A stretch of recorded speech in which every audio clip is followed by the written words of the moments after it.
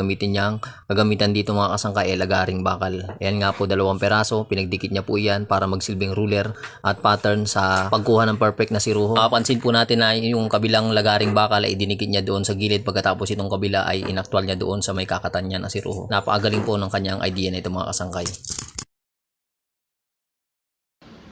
So, hello, what's up mga kamulding? Welcome back again to my YouTube channel. So, for today's video mga kamulding ay samahan nyo akong panoorin ang isang video na to na may mapupulot tayong aral, teknik at kaalaman. So, ano pang inantay nyo? Huwag na nating patagalin. Let's go!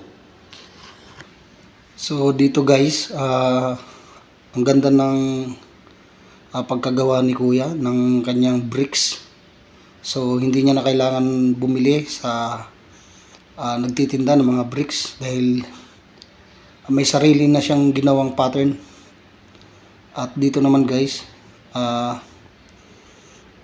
ganda ng diskarte ni Kuya dito para matabasan niya yung kinabit niya na tabla to guys, tabla na parang tiles na rin siya. So dyan sa area na yan guys, yan ang pinakamahirap magtabas talaga, lalo na sa mga tiles. Kasi ang hirap kunan ng sukat niyan. Bawat anggulo niyan guys. Kaya gumamit siya ng tape para makuha niya yung tamang sukat. At ito na nga guys, hiniwa na niya ng isang machine na panghiwa sa kahoy or plywood. So ayan guys. Hindi ko alam kung adhesive ba yung gamit niya guys na pandikit. So ito naman guys. So gumawa siya ng DIY na bala ng grinder. Karton ang ginamit niya guys.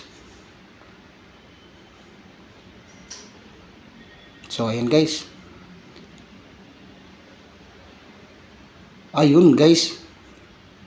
Akalain mo yun, pwede palang gamitin yun pang hiwa sa mga plywood or kahoy na maninipis. At dito naman guys, ito yung pinakamahirap guys na magtabas sa mga asiro. So gumawa siya ng DIY na pang eskwela guys na adjustable gamit ang bala ng lagaring bakal. So ayun guys, basic na basic lang kay Kuya. So ito guys, wag nating gayahin to guys kung hindi naman tayo expert sa ganong trabaho. At ito naman guys, ganda ng ginawang design ni Kuya sa kanilang wall. Ayan. May pattern siya guys na parang dahon at bulaklak. So ito guys, karamihan tinatawag to guys pebbles. Kaso malalaking bato ang gamit nila dito. So paano kaya to guys? Ayun, parang binabapping nila guys para magmukhang tiles na may design na parang mga salamin. Ayan guys. Ayan guys, oh, napakakintab na ng kanilang ginawa guys.